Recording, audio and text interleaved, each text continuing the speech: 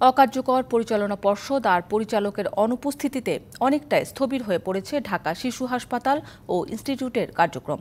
নিয়মিত স্বাস্থ্যসেবা দেওয়া চালিয়ে গেলেও এখনও খোলা হয়নি ডেঙ্গু সেল।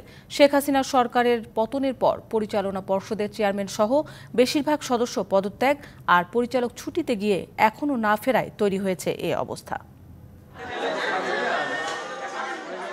ভ্যাপসা গরম আর ডেঙ্গুর প্রকোপে নানা সমস্যায় ভুগছে শিশুরা, ফলে হাসপাতালগুলোয় বাড়ছে চাপ। ঢাকা শিশু হাসপাতাল ও ইনস্টিটিউটের বহির্বিভাগে প্রতিদিন 7 থেকে 800 রোগী সেবা নিলেও মঙ্গলবার সেবা নিয়েছে 1700-র বেশি রোগী।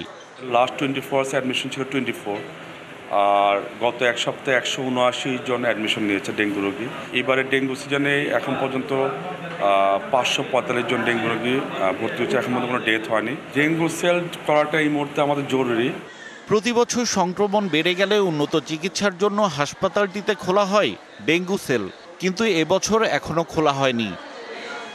ঢাকা শিশু হাসপাতাল ও ইনস্টিটিউট একটি সংবিধিবদ্ধ প্রতিষ্ঠান, যা পরিচালিত হয় মন্ত্রণালয়ের গঠন করে দেয়া পরিষদের মাধ্যমে। 250-টিরও বেশি ডিজাইন অপশন নিয়ে ওয়ালটন স্মার্ট ফ্রিজ, বোঝে আপনার প্রয়োজন। আগামী ডিসেম্বর পর্যন্ত মেয়াদ থাকলেও হাসিনা সরকারের পতনের পর চেয়ারম্যান সহ 14 সদস্যের অনেকেই পদত্যাগ করেছেন।